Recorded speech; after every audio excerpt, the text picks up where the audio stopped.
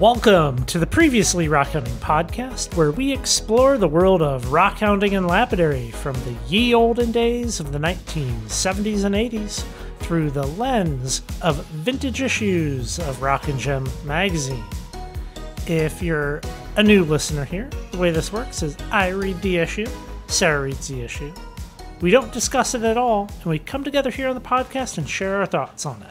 It's been a while. It has been a little bit, and there has been some changes. There's a couple of business notes that we have to take care of here. Well, the podcast is now on YouTube. YouTube has RSS feed podcasts. So welcome, new YouTube listeners. We have 20 old episodes that you can listen to here on YouTube. But you can also check them out on the website, currently rockhounding.com/podcast. You'll be able to see all of the artwork and photos of these issues of Rock and Gem that we have been reading. So I suggest you go over there and give them a listen. Or anywhere else you get podcasts, you can get it. Yeah, we're basically everywhere. You don't need to describe where to get the podcast. We're everywhere. Already listening to it. Well, between the last episode and the current episode. What episode is this? I forgot. It's episode 21. Episode 21. We're looking at Rock and Gem magazine from May 1980. Yes, May 1980. Well, between the last episode and the current episode, I purchased an estate of rock and mineral books. One of the things that came with was an issue of Coinage magazine. Now, one thing that has been a running theme here on the podcast has been the format of these magazines. The format has been, well, not great. And this Coinage magazine is from August 1976, and it sure looked familiar once we put our eyes on it. It's basically the exact same. It's the coin version of Rock and Gem. Like the layout, the way they format it, the photos, some of the backgrounds that you'll have an article, let's just say about making agate cabochons, I don't know. And it'll have like a background that is very specific. Some of those same backgrounds are being used in Coinage because it's made by the same people. It's the same publishers, Ben Miller Publishers. I flipped through Coinage and I felt like it wasn't as good of a magazine. It's very ad heavy. Very ad heavy, but it's more of a reference than Rock and Gem is. They did have, I felt like almost it was a little better. So they had some where it was like a half page article, half page ad. Rock and Gem doesn't do half pages. They have half page ads, but they're never like, let's finish up this article on the top half of the page and the bottom half is an ad. They never do that. They're always doing their 3 columns. Yeah, and you get a short article that runs across 40 pages. And it's divided up amongst 40 pages. We'll get there. Well, let's jump into May 1980 here. There was a couple of interesting advertisements. The first ad in this issue that really jumped out to me was by a company called Elgin Diamond Products. And it was a full-page ad that looked like an old Western Wanted flyer. It said, Lapidaries wanted, $10 reward, Elgin's new improved die-clad diamond wheels for preforming and cabbing. It is so good that Elgin will send you a $10 reward just for buying and trying. However, they don't say what the reward is. They're just like, we'll send you a $10 reward. Now, are they saying $10 in cash or $10 of something in value? Oh, I thought it was $10 in cash. It would be $10 value reward. Why not just have their machines $10 off? It's like what is it, that thing that they don't really do anymore, where you like buy it and then you write in and they send Like a mail-in rebate? Yeah. Yeah, You don't really see mail-in rebates anymore, do you? I did a mail-in rebate when we got new tires, and it was awful. It was an awful experience. They like wanted so much stuff, and it took like, I think 12 weeks. I'm like, that was not worth the time. Multiple emails, phone calls to get a $50 rebate. Everybody hates them. Yeah, that's why maybe. I noticed a trend in the ads was you're really starting to see more and more free catalogs, like send for our free write for our free catalog, versus up till now there's been a lot of send $1 for our catalog, and I felt like it was about 50-50, like send us $1 and for our price list or for our catalog versus a free catalog. There's a number of those. Yeah. I feel like if we go back a couple of years, they're all free. Oh, I thought they were all paid. You pay for them and they're becoming free. Oh, okay. Yeah. I thought they were mostly free. I thought I saw a lot of free ones. No? Some of them have been free, but a lot of them have been send $1. Sometimes they're like send $1 and you'll get $1 off your order. But I think they're going to become more free. Nobody's paying for a catalog now. Yeah, that's true. You're advertising your stuff. You give it for free. Kingsley North, they send out a really nice catalog now. For free. For free. I thought there was a funny ad. I didn't note the company name, but it was for top grade blue stabilized turquoise, and they're like, retails over $39, but only $18.80. Like, if you're selling it for $18, it sounds like it retails for $18. Mm-hmm. If it retailed for $39, that's what you would be selling it as. I love the price discrepancies on turquoise, because so many of the ads, like, I mean, we have gone through the turquoise craze. We've seen some insane prices for things in these magazines versus today. I mean, you can get turquoise cheaper today than you can in 1979, 1980. Yeah. Maybe they're like retails for $39 at the top of the turquoise craze, but now we've started the plummet down and it's $18. Well, there was a very small ad for a Rockhound bumper sticker. Yeah. And it read, "Are you a Rockhound? Show it." And it was a red and white vinyl sticker, which was $2.25. Seems expensive. That is expensive. That's a lot, even today. Today's standard, that's a lot. So when you adjust that for inflation, you get $8.38. I don't know. Maybe that's not expensive. Plenty of people buy stickers for like $5 or $6, and I assume a bumper sticker is pretty big. Well, I have sticker experience because I sell stickers. Yeah, but you sell them for cheap. Have you ever looked at somebody else's stickers? I have. It's awful. They're all very expensive. Well, if anybody is interested, you can always reach out to me in email. But basically, I send out packages of stickers, currently Rockhounding stickers, Don't Lick Rock stickers. Just throw some in an envelope for anybody that makes a donation over $5 on the website.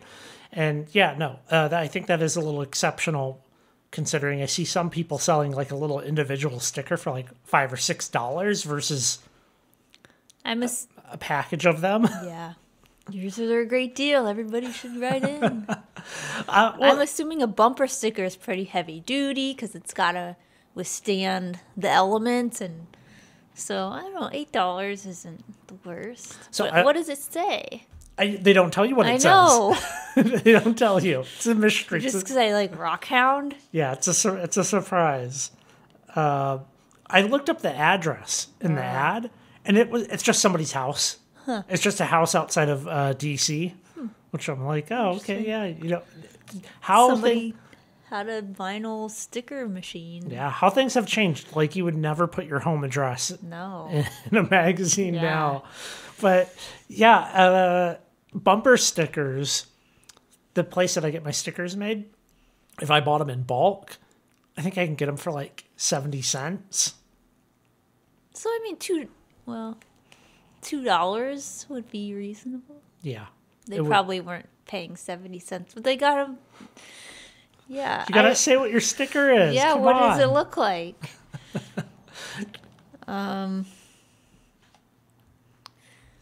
There was a ad for a business opportunity, and it was a lapidary and jewelry store inventory, and they're selling the entire inventory for $28,000.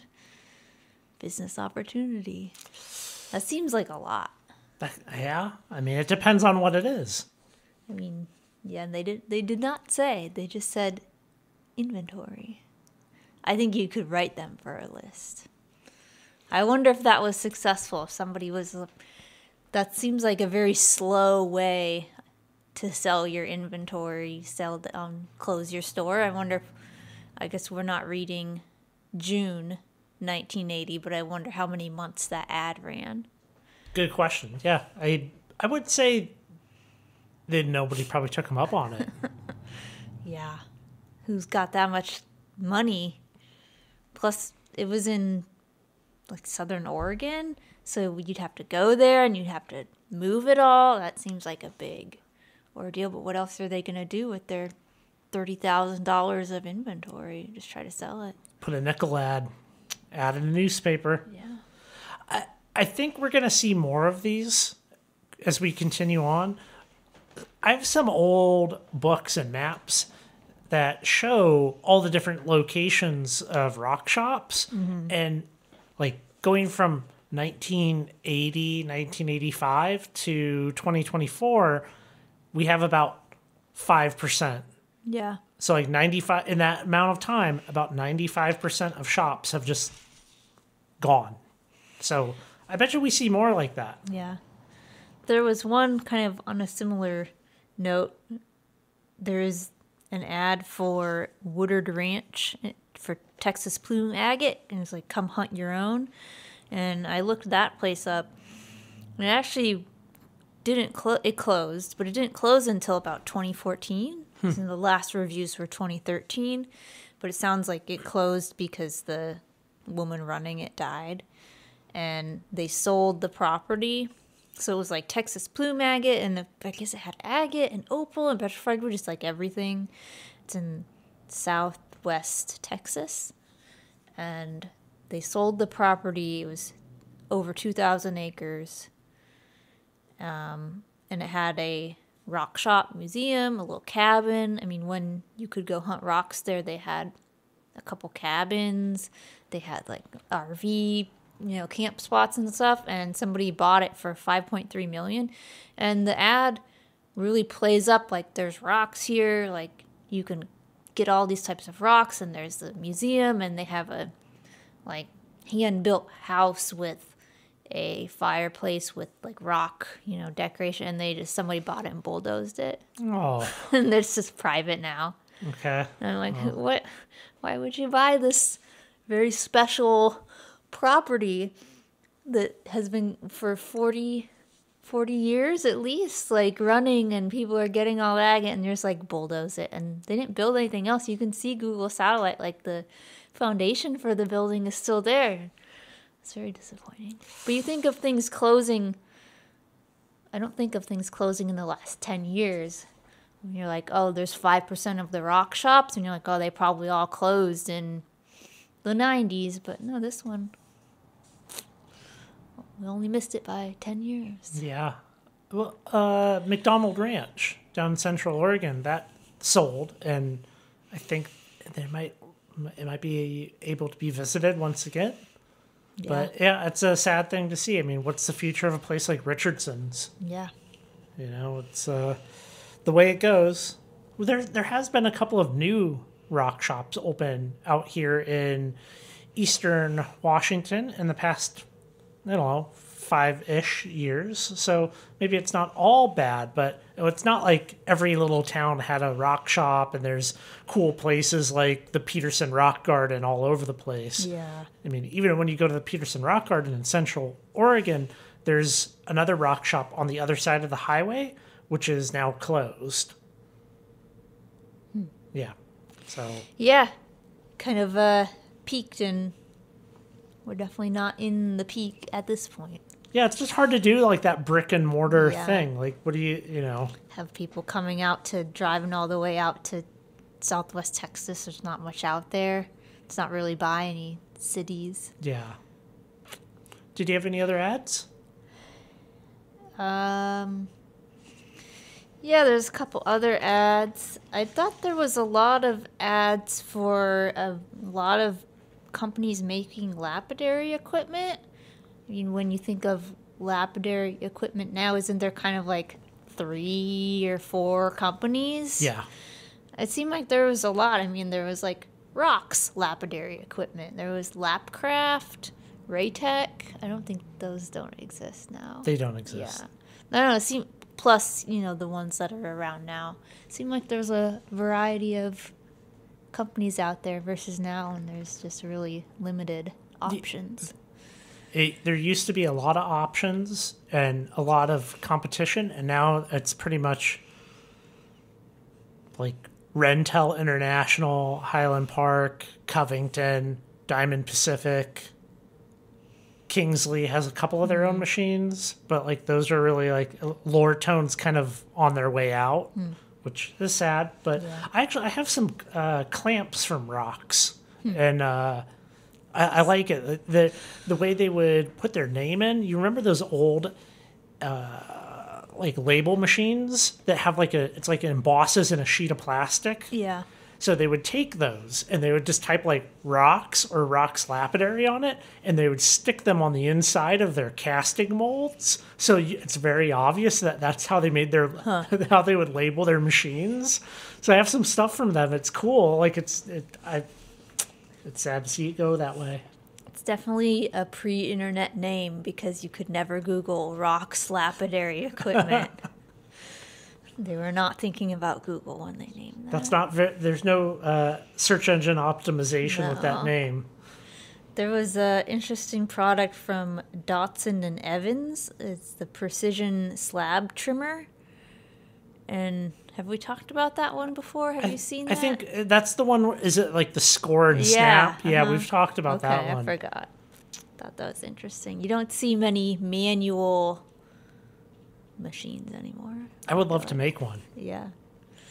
There's another manual tool, the barbed wire diamond wire handsaw, and they showed it cutting out something from the middle of a slab like it's a handsaw.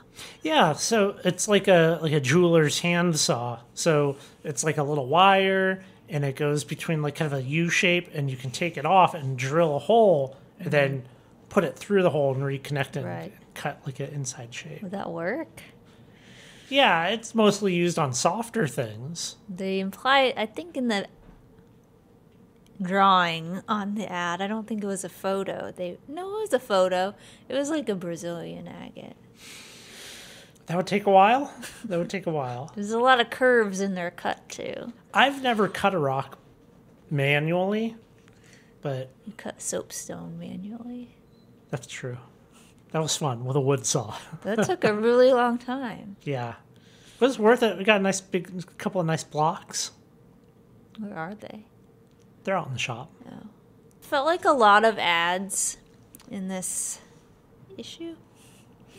Felt almost more ad heavy than usual. I felt like there was a lot of 3-column pages with 1 column of article and 2 columns of ads, but maybe it's just because I haven't looked at one in a while, a magazine in a while. It's not as bad as Coinage. Yeah.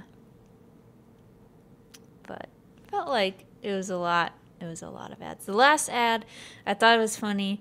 Keen Engineering was like, write us for a free catalog, and they sell gold equipment. They're still around. Oh, well, their slogan is, gold is where you find it. I'm like, yes, it is where you find it. Accurate. It's that simple. It's where you find it. We were talking about that earlier today. You just find it. It's where you find it. That's where it is. Yeah, the only thing preventing you from having the biggest gold nuggets ever and being super, super rich is finding them. But gold is where you find it. It is.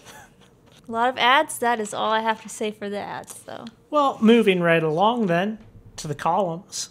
This month, Glory Hole, which that's the editor's column.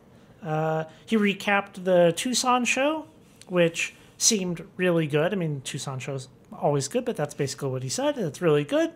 He didn't like that they canceled the Meet the Authors event because they said they canceled it because there wasn't any significant mineralogical books released that year.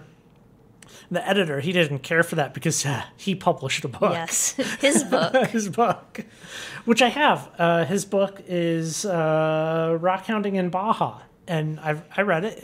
It's okay. I don't know if it's a significant work. It's his like little travel diary book and about going down to Baja, and it's cool. I love that kind of like adventure books, or like I also got Travels in Siberia, which was one that I read about in here about like mineral exploration in Siberia in the 1800s, and that kind of adventuresome tale.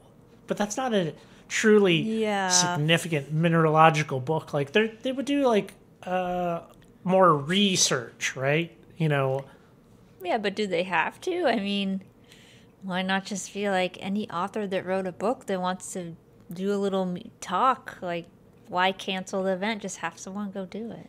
Do they still do it now? I don't think so. I kind of looked it up, and maybe they sporadically, like some years, have had it, but the implication in the column is that it's a every year annual part of the show, which I wonder when they stopped. People stopped looking up books. 2000s. There's still significant mineralogical books released. 2019, the book on Mount Saint Hilaire was released. There's still things that are important. Yeah. And then I named something that's 5 years old. Yes. 1 in 5 years.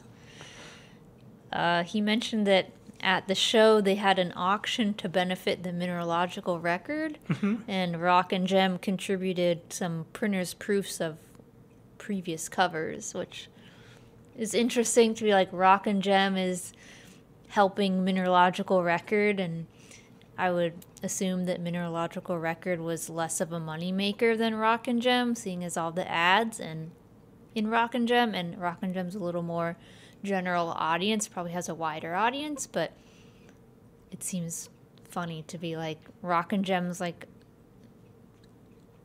not a serious publication, and they're like, we'll help you out, mineralogical record, it's okay. It's not a serious publication, but it was a popular publication. I mean, they had, I guarantee you, every rock club had issues of Rock and Gem sitting around, and people would look at it, people would chat about it. They had that whole thing where they had an incentive program for signing people up. Right. So I think it was a pretty big deal. Yeah. Mineralogical record, although I love it, I understand how people would see that and be like, it's technically a little dry. Yes. At no point are you like, look at this stupid thing. Yeah. Take a left at the old garbage can.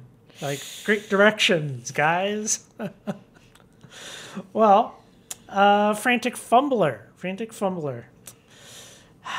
This is according to him, the 4th or 5th annual Jewelry, Rockhounding, and Lappy Dappy Crafty Hints, Kinks, and Kinky Hints contest. Which is where people submit their advice and tips. I think Kinks or kinky. I feel like maybe those words have changed in meaning since 1980. I don't think the Frantic Fumbler. I don't think he meant it that way. No, we'll just leave that one there. We're not going to get into the. So the first one was about doping, So these are like readers of Rock and Gem. They have sent their tips and advice into Mark, the Frantic Fumbler, and this one was about doping, and they suggested putting your stones on sticks using GE silicone sealant, like just silicone caulk that you would put in your shower, which I didn't look it up, but I don't believe it was that prevalent of an item really like it is today. A lot of that stuff, I think it was mostly acrylic. It was like acrylic caulking was more prevalent. I will try this. We have some silicone here. I'm going to try it and see. I guess it just has a little more give. I guess it's not susceptible to the cold weather because if you're using green waxes and stuff, the way you get your stone off of the dop is you can put it in the refrigerator, put it in the freezer, and the wax just gets a little brittle, and you can just pop your rock off, which when your shop is 11 degrees, well, all of your stones fall off of your dops, or you're transferring back and forth to the house. So I like the silicone tip. I think that's pretty good. And the second tip was all about drilling or boring holes. And his idea was to have a sardine can. Empty. An empty sardine. Yeah, that's important. Full of fresh sardines. A sardine can with an old leather sole from a shoe in it, and you would put water in it. So, yeah, you put water in it, you put your stone in the can, and the leather will kind of like hold in place your rock and cushion it. So when you're drilling your hole, then it kind of wants to like stay put, and it's keeping cool. Interesting enough, my buddy Sean recommended something very similar, except there's no sardine can and no leather, but he's using neoprene, like from a mouse pad, to act as that like cushion and back the stone. And he successfully drills holes all the time. So maybe it is a great tip. I don't. Yeah. I guess if you're have lots of sardine cans around. I feel like that's a food item that's kind of gone away. Yeah. It's gone away. Yeah. I'm going to hear from so many people that are like, I love people sardines. People say they're really healthy. Are they? Aren't they just like sitting in you're salt? But you're eating like a whole fish, so like you're eating the bones and stuff, and the bones have minerals, and it's healthy. Well, I guess that would be very fitting for Rock and Gem minerals. Yes. Bones. Yes. Shop talk. This is... Yeah. Go ahead. It's fascinating. Do we always skip that one? We skip fascinating. Oh. I thought it was interesting because they had the top 26 instructors of faceting. Well, if you want to get into that a little bit, so there is a faceting column in Rock and Gem, and we skip it because we don't know anything about faceting. So there's not a lot to comment on. But what do you have? I guess my only comment was a typo, so I guess it's not a very good comment. Let's hear it. No, they had the top 26 top instructors of faceting, and there was someone from our area, and they misspelled the name of the town. What town? Spokane. It was Spokane. Also, I looked up the person's name, and I couldn't find any information about them, which I thought was surprising. I think would have expected to find something. What was their name? Charles I can't read what I wrote. Rack, something. I don't know. I couldn't find anything. I would think there'd be some sort of old article or something on the college's website about their origins, but I know that he taught at Spokane Falls Community College, and when they opened the college, it was a big deal that they were going to have faceting there. They had like 6 programs, and one of them was faceting. Is there still faceting machines over there? I've never seen any. I've never looked. Maybe there is. Should ask around. Yeah. Shop talk. This shop talk was all about silicon carbide grinding wheels and some advice about them, which I actually found it to be helpful. And I would like to get my hands on some silicon carbide grinding wheels. Nowadays, everything is diamond, electroplated, sintered, hard resin wheels, things like that. So in the shop talk, they were talking about fine grain wheels being used for hard and brittle materials, coarse grain for softer stuff, so like agate and marble-ish.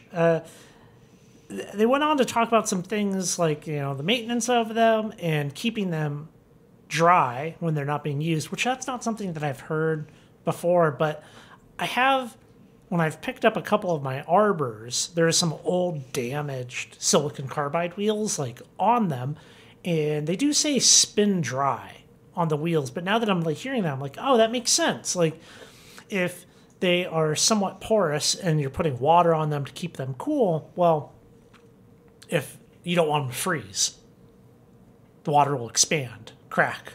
So I thought that was kind of interesting that they were talking about that. They talked about different RPM readings and stuff. These are all things that people don't use anymore. I mean, at no point can you even buy a machine now that comes with silicon carbide wheels as an option. You have to like seek them out. And even still, I don't think there's a lot of options. I feel like our local rock shop has a bunch of silicon carbide wheels like piled up on the floor, like in a corner where you can buy them. But they're extremely old shop, so it makes sense that they still have some sitting around. But I don't think anybody's buying them. Well, not the most useful shop talk then. Did not last the test of time. Well, yeah, but I think it would be interesting to get away from some diamond wheels and try some silicon carbide and be like, Yeah, why did everybody switch to diamonds? It's cheaper to make. It's better. Oh. I think it's objectively a better thing for grinding on. I mean, there's a whole bunch of different reasons, but like they're more consistent, like they don't throw dust, like it's just, but I still want to try them. I want to try them. Articles. Starting off with rings galore. It's much easier to case a silver plethora. So this was like a how-to, and they're like, this is a good winter project to use up all your odd-shaped cabs and regular-shaped cabs. So they're just doing rings with real big, pretty big cabs. They're not big cabs, but small cabs on them. So like a big ring. Mm-hmm. That was it. That was the thing.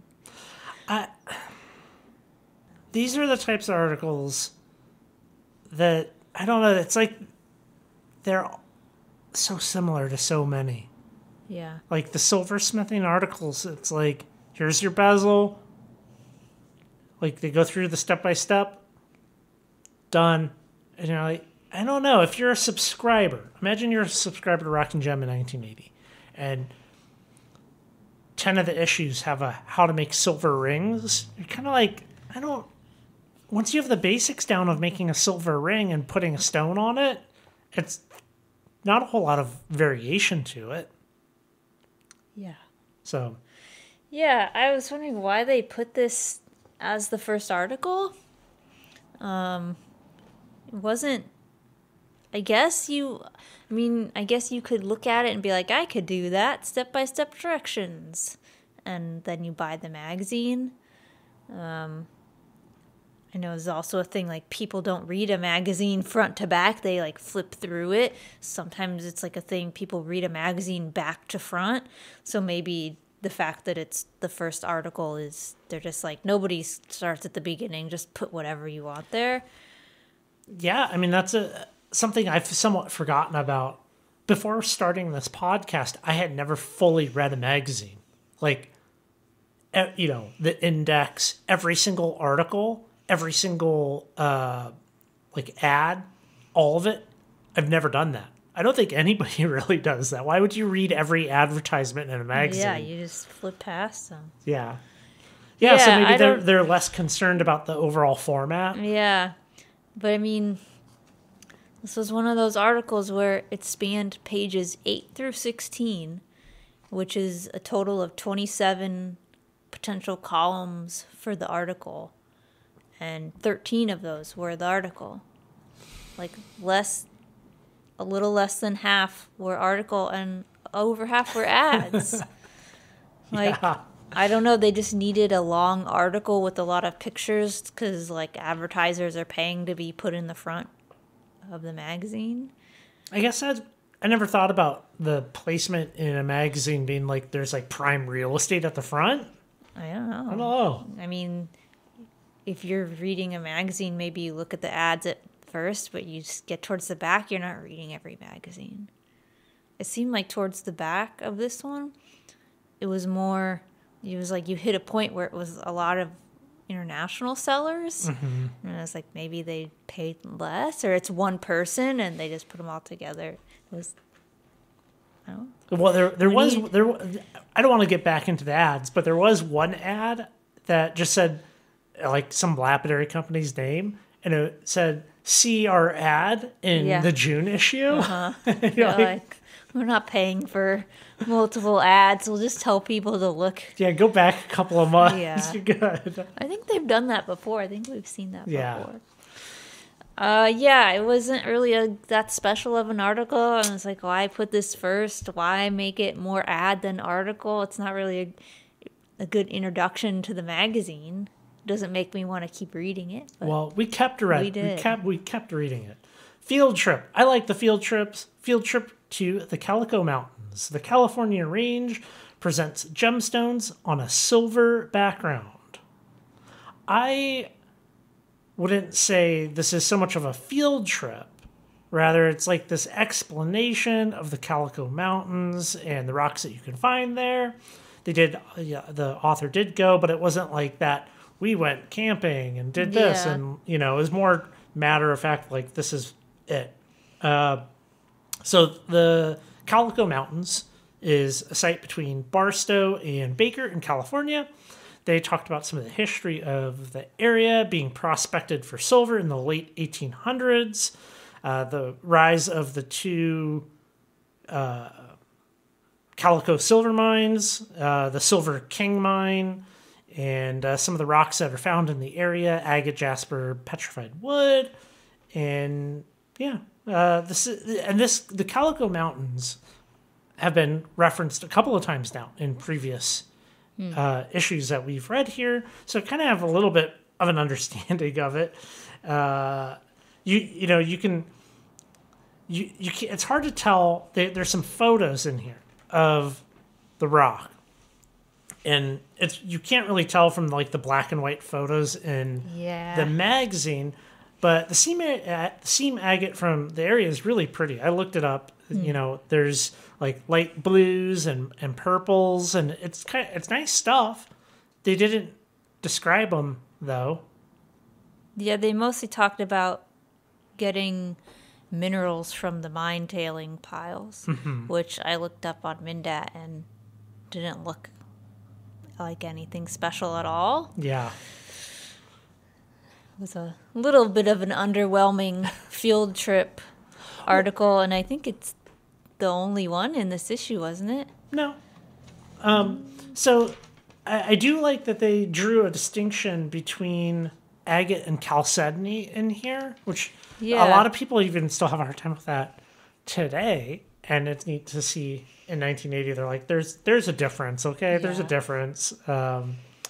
But they mentioned the old ghost town of Calico, which obviously it's named after the color, cat, like the mountains, Calico, which you can go there and take a tour of still today. Yeah, it looked very touristy on satellite view. A lot of parking lots. Yeah. So I looked at their website and I was a little confused. But I think it's $15 to get into the town. And then they have 3 different tours that you can take, and each tour is $22. I thought they were saying it was a state park or something. I'm talking about the actual ghost town. Like, there's, like, the old ghost town, and apparently it's haunted, and you can take a night tour and see ghosts. I guess how long is the tour? If it's an hour. An hour for $22. 2 hours, I think, would be reasonable, but I don't know. They probably just don't get very many people, so you gotta make it worth it. Yeah. You only get 2. I don't know if I would do that. Do you want to go to that ghost town? Not for $15 to get in. I don't know. I wouldn't pay That it. doesn't sound like a... It sounds like a tourist trap. Yeah, it doesn't sound like a realistic ghost town. Where's all the $15 going? To fix up the ghost town that they shouldn't be. Ghost town maintenance. Well, the next article, Fusion Jewelry, it's basically the exact opposite of Rings Galore. Because if you have your torch and some scrap, well, you create these unusual shapes by melting together your garbage silver. Yep. That's it.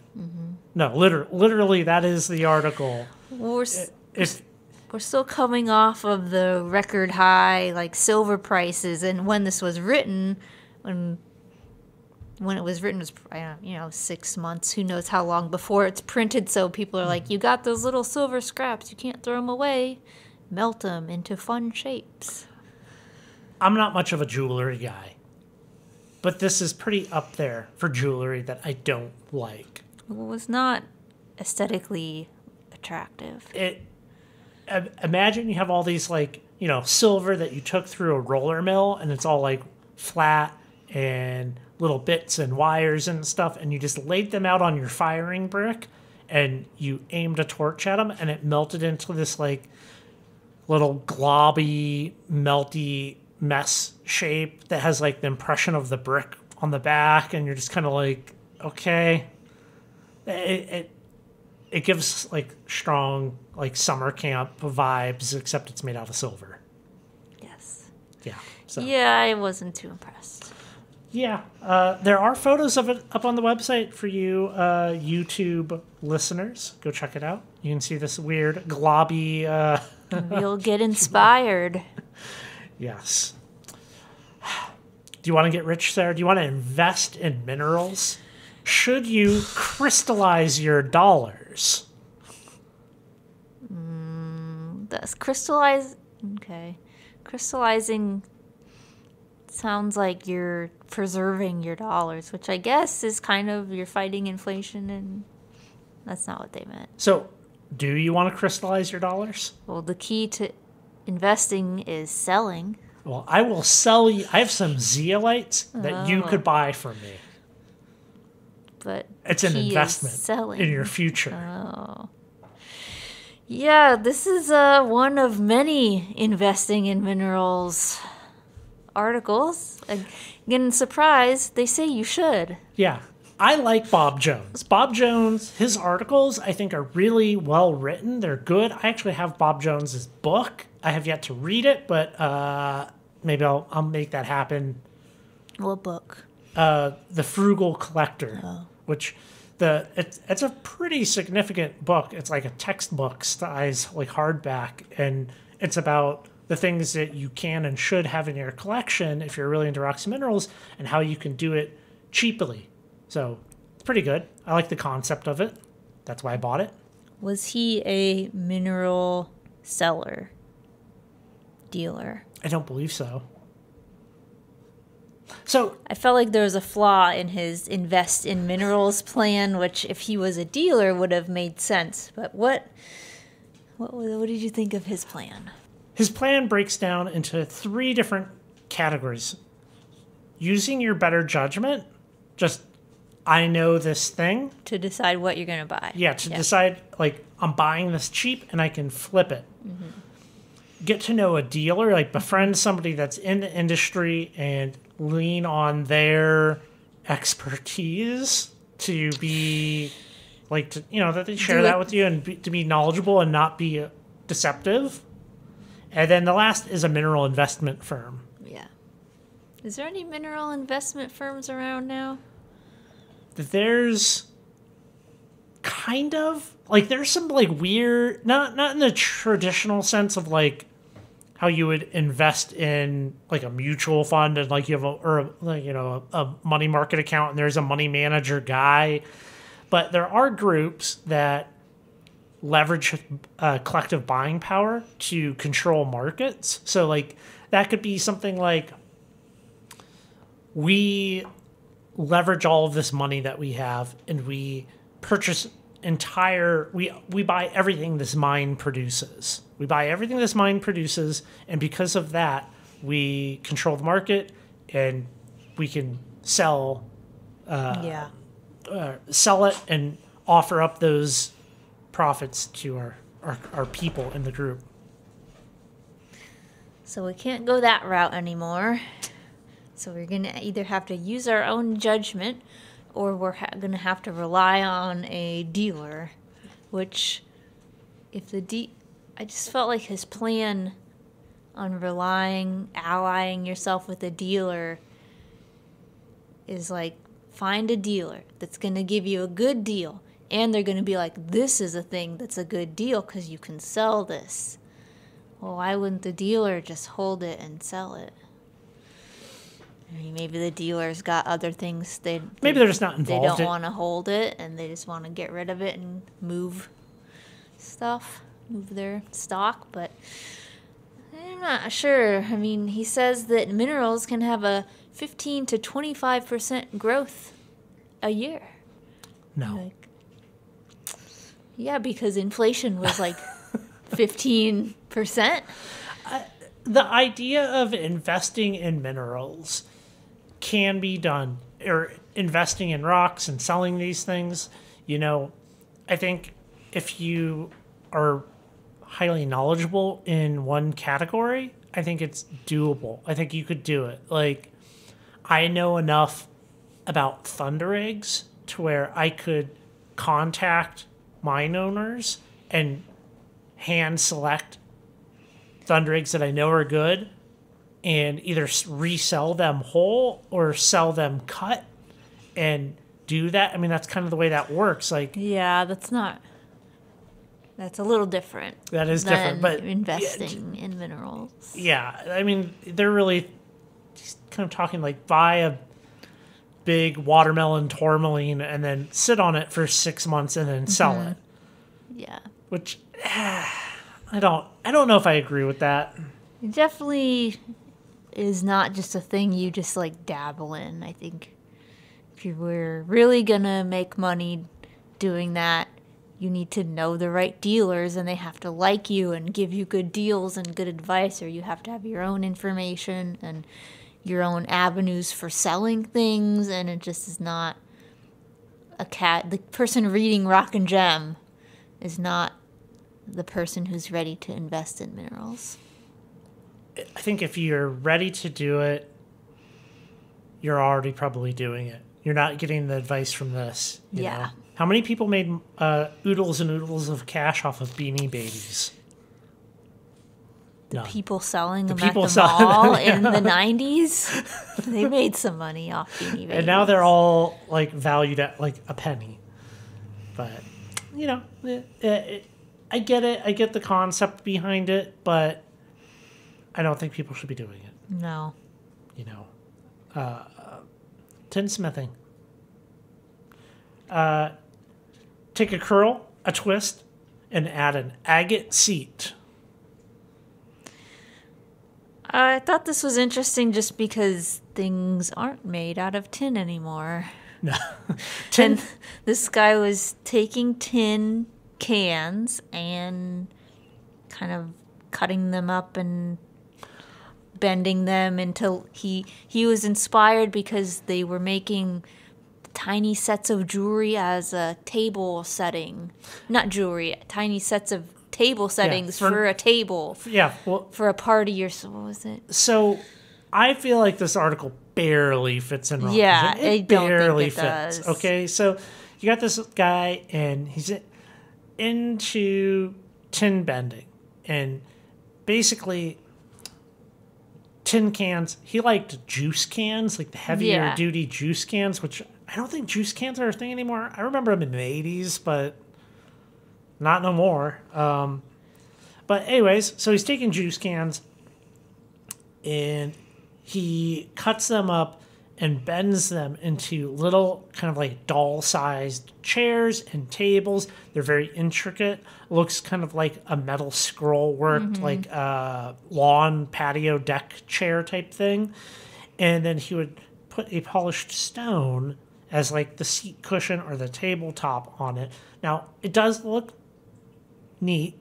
It is a novel use for a cab.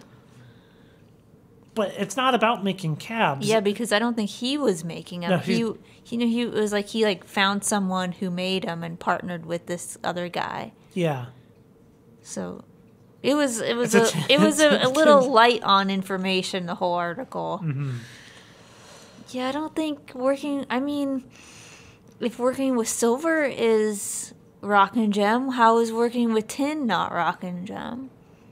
Just because he's recycling the tin? I don't know. It feels different, though. You can't find tin out in the ground versus I don't know. It hits differently to be like, I cut up juice cans versus silversmithing. Yeah. So. Yeah, I tried to look up when things stopped being made out of tin and when we switched to aluminum everything, and I couldn't find any good answer. Everything was like the 80s, which... We're in the 80s, so that guy's hobby didn't last too long. I wouldn't even know where to go buy tin. Yeah, some place that sells metal. I don't think you can buy a tin can. No. Well, moving right along. How to make a status... How to make a status thimble. You can do it with wire and epoxy.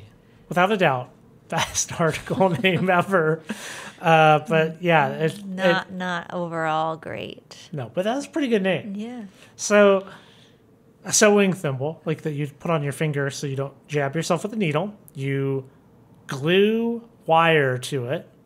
And then you take some of your rock, like turquoise, and you crush it up. Or take your little ends and crush it up and mix it with epoxy and smear it between the wires on the thimble, and now you have a thimble that has wire and crushed rock and epoxy on it. And then you give it to somebody as a gift for the seamstress in your life. Yeah, this was a little rough as a gift. First of all, the photo, it just looks like a thimble. Yes. I mean, I didn't really understand where the rock came in. You really couldn't see it in the photo. They really should. They didn't show it in the photo. Oh. They just showed the wire? Yeah. They just said, though, that you could do that. Well, why would step one be like start with an inexpensive thimble? Like start with a good thimble because you're barely doing anything to it. And you're just like, here's the cheap thimble that you're like, great, this is cheap. I'm not going to use this. Now it's heavy because you put wire and epoxy on it. Oh. I'm not sure it was a fully fleshed out idea. Well, in the coming months, you'll forget about it, and I'll give you a status thimble since you're kind of a seamstress. Maybe you don't sew by hand though with a sewing machine. We do have a cheap thimble. There we go. I'll glue some stuff to that. Mm-hmm. Maybe they thought of the title before the article. It's a pretty good title. Come on. They're like, that's funny. Let's think of a thing with a thimble that barely involves rocks. I love it. So we have a field trip. Savannah River agate. If there aren't any rocks, how can there be any agates? There's rocks. There are actually rocks. So this field trip really stretched out what could have been a short little article about the Savannah River agates. The article started with the retelling of this very long-winded conversation with some guy like working in a shop, like a little store, that the people on this field trip, they went in and asked the guy if there's any rocks in the area. And he kept saying, that they didn't have any rocks. They didn't have any rocks. And then eventually he recalled somewhere that did have the rocks, and pretty much he was pretty much saying that the neat rocks on the side of the road. Yeah. So they dragged that one out a lot. But the article is pretty good. The article had a little map, gave some pretty good directions. It was findable. Yeah, I found the location on Google Earth, and the area, it's in Georgia, so that's where we're at here. I went to the exact location, and there's street view. I was surprised there was street view out there. It's like going down like a. In the article, they're like, nobody goes on this road anymore. There's a new one, and it's faster and straighter. And this is just the unpaved back road. And I was like, oh, there's Google Street View out here. Yeah, driving down like some backcountry road. Yeah. Well, did you see the rock on the side of the road? No. Yes. Yeah. There's some spots that you can see on Street View that it's still an unpaved road. And it's not, the road is obviously a public road. But both sides of the road are owned by Wade Plantations, LLC, so you can't go tromping off. But I wonder if there's still agate at that spot sitting on next to the road. Because it is so not near anything still to this day. The area has not grown from 1980 to 24. If anyone is in the Savannah River area, we will send you a photo of the map. Well, or you can just look at it on the website. Oh, well, you can publish it. Now the rock's going to be gone because you're publishing the site. So, and the Savannah River agate, it's nice stuff. Like, it's very reminiscent of what can be found in Utah up at Bryan Head. So, like, chalcedony with, like, color and some, like, dendrites in it and stuff. It's nice looking stuff from what I've seen. Not a whole lot of photos or information on the Savannah River agate. But if I was down there, sure, I would certainly drive down that road and be like, what's sitting next to the road? I wonder if it's just nobody goes out there because, like they said in the first whole half of the article, the area is not known for having rocks. Yeah. Well, these rocks are not in situ. Sure. Like, I seriously doubt that the rock sitting next to the road came from right there. Came from somewhere. It did come from somewhere, but probably somewhere not that far away. Yeah, not that far. But, like here, there's a lot of rock quarries that have opal in the quarry, and then we see little bits of crushed up opal in like a gravel parking lot for like a trailhead or something. Yeah.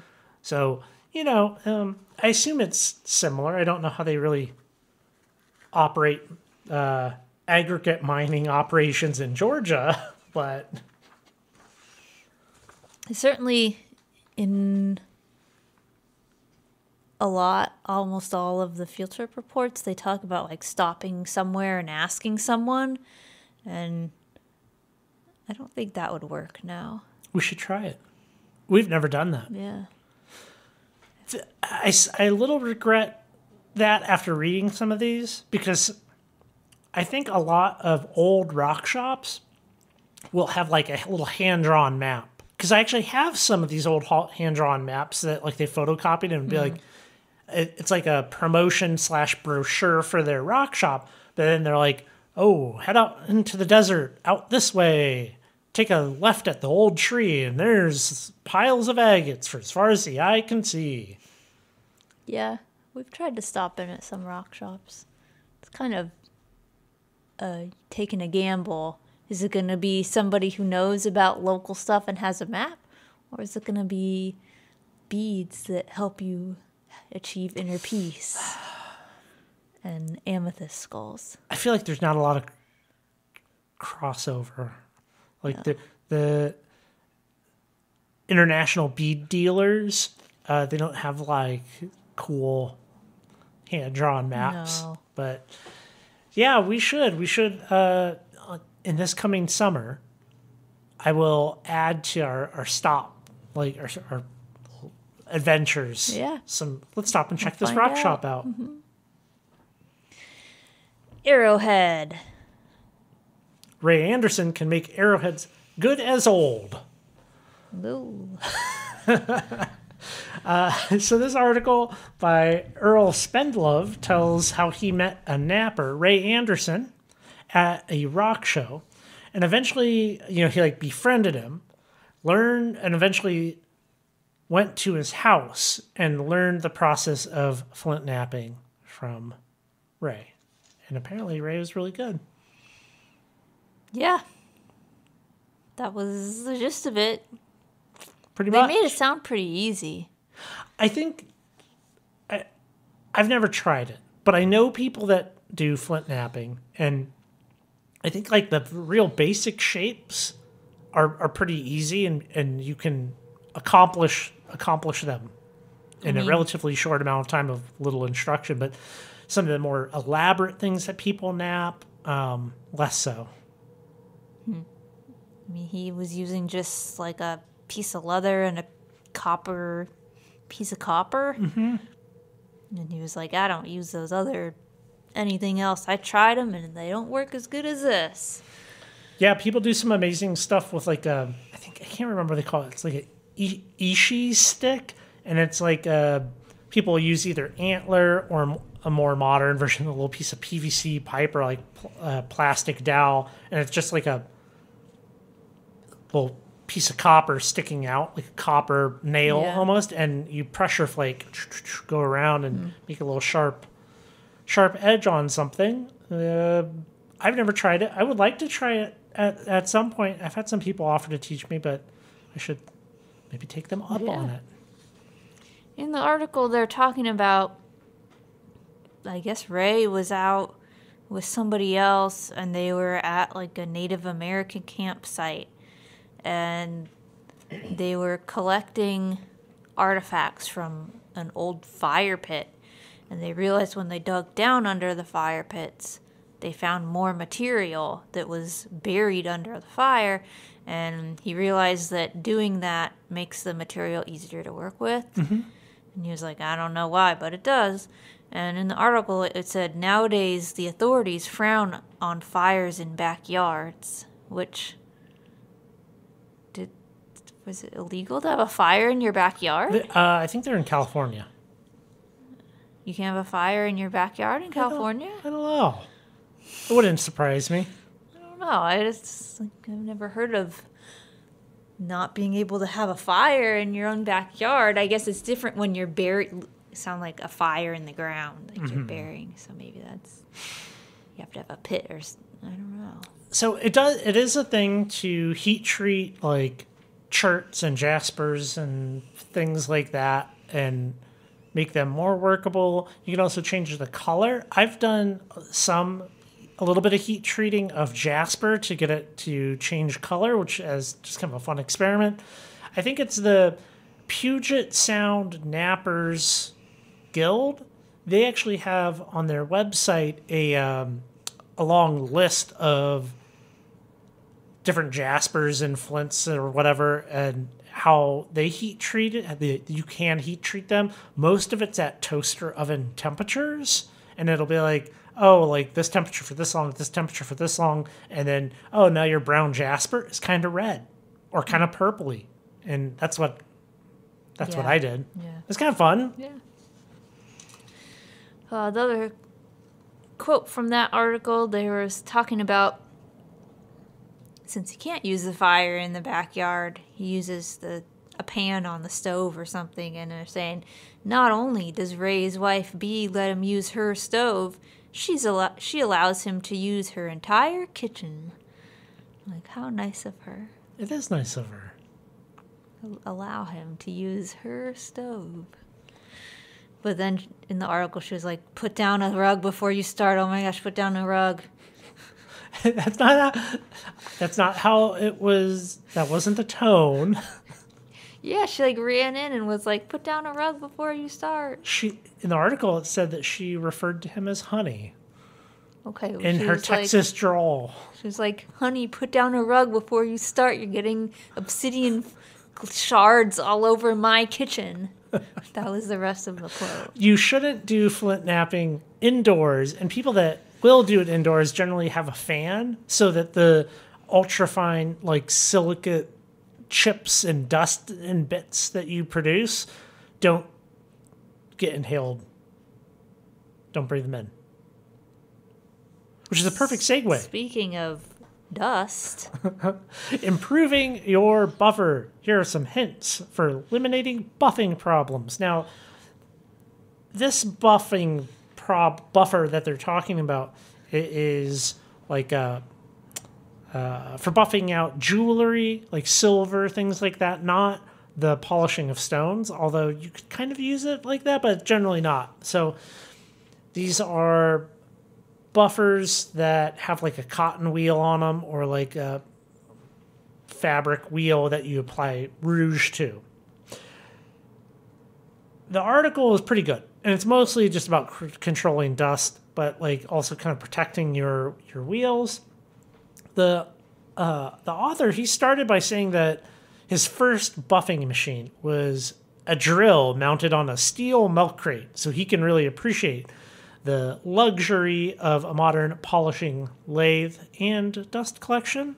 So these things, it's basically a motor with a through shaft coming through it, and you have two conical spindles attached to it. And those conical spindles have a thread, and you can like spin onto that let's say a cotton wheel, and you turn that thing on, and you apply some rouge, and you take your silver ring after you've like mounted a stone on it, and you get that thing to that super shiny buffed finish. Now, they have like little fans in the back of it, so it's like a hooded machine, and there's fan, and it's blowing out, and it blows through filters so that it traps all that stuff. Because I have a buffer, and I rarely ever use this thing. I mostly used it for different knife handle material when I was making knives, and I didn't have any kind of hood or anything, and it like would fling rouge all over the place, and that stuff gets in the air and gets on everything, and it's awful, and that. So it's like protect. Go ahead. You should have used a wet towel. Yes. That was his advice, is a wet towel. My advice is if your buffer has no dust collection, just put a mask on. Just put a mask on. That's the thing to do. So, yeah, they haven't changed much. I looked up modern buffers. They're essentially exactly the same as they were in 1980, where they have a furnace filter as a filter. That's the kind of the cheapest big available filters. But he even said that the one that he got, the filters were really obscure, and he had to go to a special furnace filter making place. They make custom furnace filters, and they made him a custom sized furnace filter for $1 more than a normal one. I'm like, I wouldn't even begin to know where to go to get a custom furnace filter made. I don't know. The internet. It would definitely cost more than it would be way higher than $1 more than Home Depot. So yeah, that's pretty much it. Also cover your wheels up, which, speaking of that, I should probably cover up my laps. I leave all of my lapping discs just kind of out, even though like manufacturers are like, put them in a Ziploc. It's inconvenient, so I don't, but I probably should. They mentioned in this article about how inconvenient it was to put them in a Ziploc. They're like, the Ziplocs get dirty. It's inconvenient. It is, and then like you have all these Ziplocs. I don't know. You got to dry your laps and then put them in. It's just a whole thing. So I don't do it, but I should do it. I think there's Mike Zinski in the Tri-Cities, who we did an interview with on the YouTube channel. He is 3D printing 8-inch lap disc holders. So it's like I think like the equivalent of like an old film reel canister where it's like the two halves and it like spins together. I should look into that because I would use that more than like having a bunch of like Ziploc bags and then like I don't know. Yeah. Well, one last article. Protecting your minerals. There is time and money invested in your collection, so insure it. I guess I didn't read that because I didn't know where this article was going, and I didn't realize. You didn't read it? I didn't read the the second title, because when they start out, the author is talking about where he lives, which is California, like everybody else. They had an earthquake, and he heard the sounds of his minerals falling and breaking, presumably. So I was like, oh, it's going to be about protecting, like maybe you're like securing them, making your stuff earthquake proof, because he was like, oh, if you don't have earthquakes, you got tornadoes, you got floods, you got all types of vandalism, you got theft, like.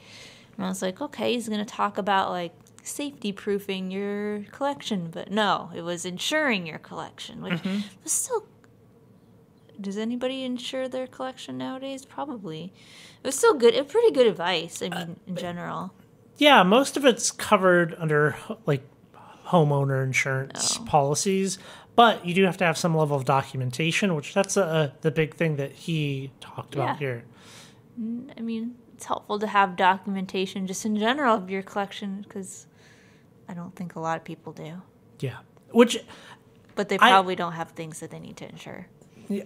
I struggle with the documentation thing. I can't imagine doing this in 1980. He does talk about having like basically making like a little album, right? Where you take every item, everything has a number painted on it. You take a photo of it with a card with how much maybe if you purchased it for $5, like you got to have that receipt.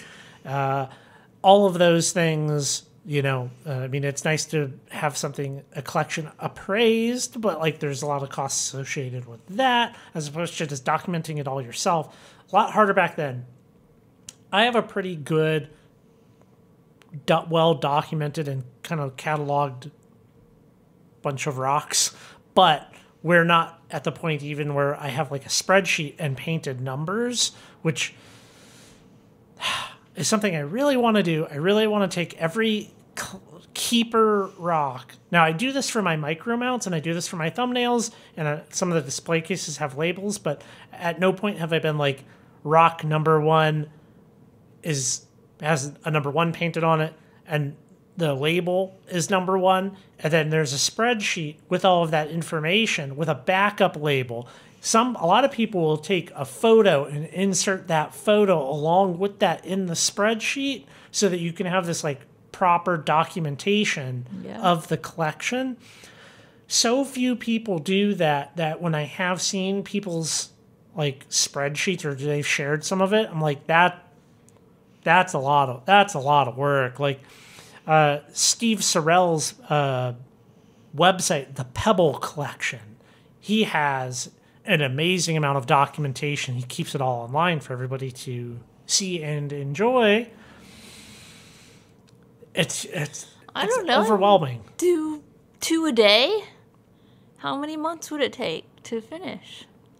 I don't know. I mean, I guess if we did one shelf a weekend, we would get through painting numbers and adding it all to a spreadsheet. Yeah, I don't know if it's as hard as you're thinking it is.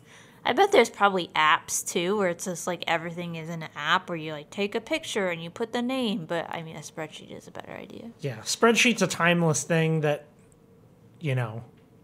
that's the way to do it. It would be a lot harder to do it. Do it in 1980 with your Polaroid, or you're getting all that film developed so that you have photos of the specimens. Like, I don't know. And then you make sure that your catalog is somewhere safe. Like put it in your lockbox so that if you do have a fire, it doesn't get destroyed. It makes sense to do, but it's also, I get why people don't. It does feel overwhelming. It doesn't really apply to our collection. Like, we don't have receipts for anything. I mean, he was like, keep your receipts. Like, what are you going to go get something appraised? They're going to be like, yeah, you found this behind the high school in Fossil, Oregon. Anybody can go out there for $5 or $3. It's like an honor system. Like, how much is that even worth? Like 99% of the stuff that we have, we found. The rest of it was our gifts. And then I've purchased a couple of things. Yeah, a couple. But yeah, you'd really need to get like someone. What if I appraise it myself? You ask the insurance company if they'll take that. Well, I'll get a fake ID, appraise it myself. Get the person who does the appraisal for the mine owners. And they're like, wow, that stone you just found, that could go for $30,000. And then you're like, I'm looking at eBay right now and it went for $1,000. Yeah, no, there's plenty of that. I think that's why the insurance company doesn't let you appraise your own collection. Little word of advice for anybody listening still.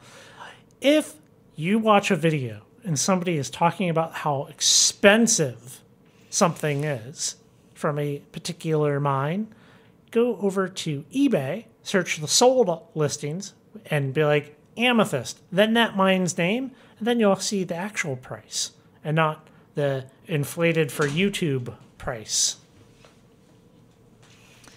Yes, the actual price. The actual price. Well, do you have anything else that you would like to say about protecting your minerals? We should do it. We should protect our minerals. We should. Spreadsheets. Well, next time on the previously Rockhounding podcast, we will be reading Rock and Gem from June 1980, Why the Wise Are Investing in Gemstones, the 10 most asked questions about minerals, jewelry making step-by-step, and basics of cabbing, rockhound field trips, and faceting. I don't know. Another investing where they're really trying to. It's almost like they have some sort of motive that they're not being upfront about. Next time!